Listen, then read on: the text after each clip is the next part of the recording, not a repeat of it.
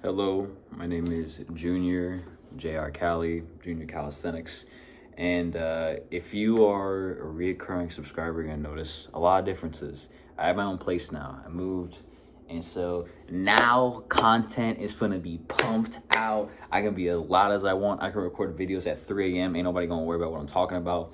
So I'm also in my peak fit, Dragon Ball Z fit. It's like a triple XL, and I'm swimming in this thing, and I'm loving it.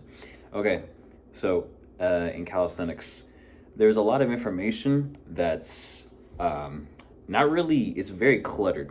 And I think some of the best sources of knowledge that I gained were from specific YouTube recommendations of books, or like people who were like at a super high level at calisthenics, and they had these books recommended. And some of these books are not really famous. Some of these books I picked up randomly and they just happen to have a lot of gold.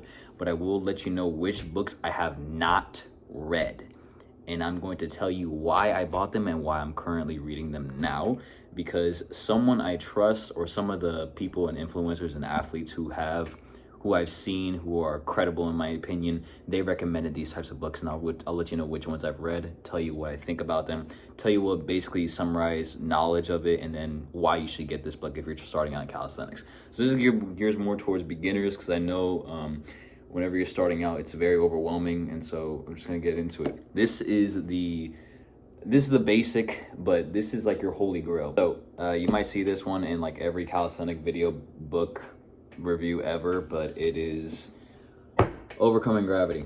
All right, this right here, this is your Bible. I bought this years ago, probably when I was still in high school, and it is still very useful. The book goes over a lot of things, so it understands that there is a very big difference between calisthenics and gymnastics, but many of the principles come from gymnastics. So it talks about leverages, talks about forms of recovery. It gives you, like, let me show you something crazy.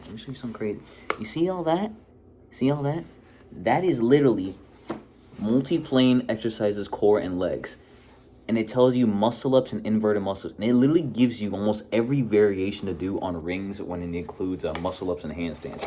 It has a lot of pictures. It is honestly worth the investment. One of the greatest books when it comes to calisthenics. It also has a lot of recovery methods that I didn't even know, like the rice method and the meat method. It's not what you think, but it is just a plethora of programming. It literally gives you like exercises and workouts. It literally says Monday 3 sets of 8 to 10. So if you like are like super new and you like don't know what to put, you can get this book, and it's not that expensive. Last time I checked, but it also talks about modern periodization.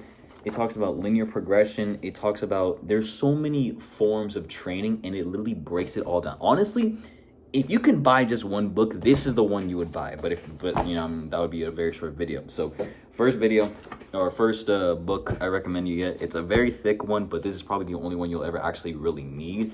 Most of the stuff you can get on here is on YouTube, but it's very nice to have it to where it has literally everything. And if you have something specific to look up, you just look at the table of contents and they'll be there. So number one pick, Overcoming Gravity. The next pick, this is not the actual one, this is the second one, but I lost the first one, but it is Convict Conditioning. Convict Conditioning, I'm gonna keep it all the way real. It's like a ghetto version of Overcoming Gravity. The reason why I say it is because it's really focused on the perspective of like what it's like being in prison and why people use calisthenics. So you would also get a little bit of a history lesson on what calisthenics is and how people like use calisthenics to get super big and strong in prison, even though the environments of being in prison is like the exact opposite of what it is called to be optimal. But yet some of the guys who just get out of the joint, they look better than some of the bodybuilders, you know. Natural too. So the reason why, so this isn't the one I got. This is, I mean, I bought this book and I read this book, but the real one you should get first is Convict Conditioning 1. I lost it, but this is Convict Conditioning 2. It goes over certain things. So number 2 and number 1. Number 1 focuses a lot on the basics. So it focuses on like super basics. So if you don't have like the strength to do a pull-up, a push-up, a dip, it has perfect progressions for all of those. Like you see like Hampton Calisthenics, no shade towards him, but like Convict Conditioning is where he gets a lot of his knowledge from, and a lot of the progressions you see him do it.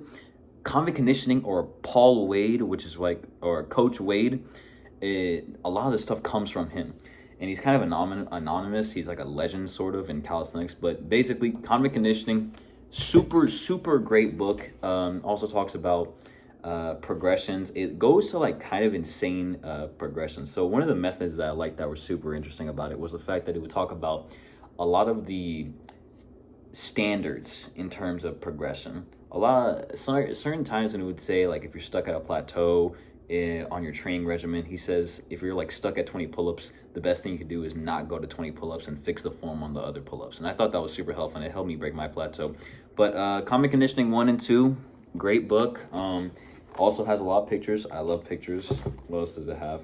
Also has, just because it's a so-called, I mean, I'm calling it a ghetto book, doesn't mean it's not an actual like super ghetto book. It'll have like, you know, diagrams of the muscle telling you what it is, and it's a light read. It's not really that hard. For number 2, this one is kind of like advanced, so it'll talk about more of like the exotic moves, like the fingertip push-ups, grip stuff. It'll talk about bulletproof joints, advanced prison training tactics. So great book, super easy read. So if overcoming gravity is intimidating, get Convict Conditioning 1.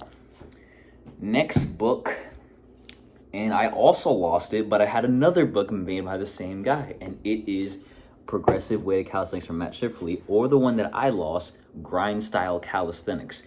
The reason why I bought this book is because basically this guy just sums down, the guy, Matt Schifferly, super smart. I've been watching him for years, ever since I started calisthenics, still making videos to this day. You should check him out if you have any questions. That's where I got like a lot of my knowledge from, is from him. The thing in Grind Style Calisthenics, so it's not this book, I haven't had a chance to read it yet, but Grind Style Calisthenics talks a lot about, again, the progressions, but it also gives like a real good, not in person, but like a diagram of how the muscles are supposed to look like when you're engaging them. He talks a lot about tension. He talks about a lot of range of motion versus range of tension. He talks a lot about how there's a progressive table of elements. So these table of elements is basically how to explain every single calisthenic progression at once. It's a little table. I'll like have like a photo of it. Literally, that table is your gateway of infinite levels of combination and ways to progress a movement. You can adjust the range of motion, adjust the time, adjust the weight, adjust the leverage. It literally has like so many different progressions. It gives you so many options to progress in your calisthenic training. But yeah, pretty sure this one's also going to be a great read when I get the chance. So yeah, Progressive Weighted Calisthenics, or the one that I bought but I lost it, Grind Style Calisthenics. This other book, I am in the middle of reading it, and it is so good. It is The Secrets of Strength by Earl Lederman, a super old book. I think it was in like 1940s and 1920s. So it talks a lot about calisthenic strength training, actually. And it's not just calisthenics. It talks about weight training as well, but it also talks about the importance on genetics, how it affects you. Very much focuses on like the bronze or like golden era of like strength training. It talks a lot about hidden techniques, but it also goes in a lot about sports science. So strength through muscular development. It also talk about the quality of muscle you have, small bones to strength development. So the reason why I bought this book and the way I came around this book is because I was watching a podcast, and this is before he was famous, and even on that podcast, he was on Joe Rogan, Pavel Sasuli. He's a very big kettlebell advocate. He's a Russian guy, so he's already super strong. But one thing I loved was his idea on muscular tension, on using your entire body as one. So I'm gonna nerd out real quick. Goku and Vegeta. If you don't know, basically, if like you're fighting someone super strong, me and the homie can just do a fusion dance, and we'll not only get our strength multiple, not only will combine our strength, but it'll actually multiply our strength tenfold. And that's how he explains your strength. So one way to kind of put it in perspective, or like actually do a real world example, when you're producing force or like putting tension in the muscle, he says you should tense your entire body instead of just one, because your body's an entire unit. So try this trick out. So like whenever you shaking somebody's hand, I mean, you're shaking my hand, whenever you grab their hand, you kind of want to treat it as if you're making a fist while they're, if you want to like be a dick or something. But the way to maximize the tension in your grip is by actually squeezing both hands at once, and I swear to God, you will feel a difference. Go to someone right now, shake their hand, and then shake their hand with your hand in your pocket, making a fist in both hands.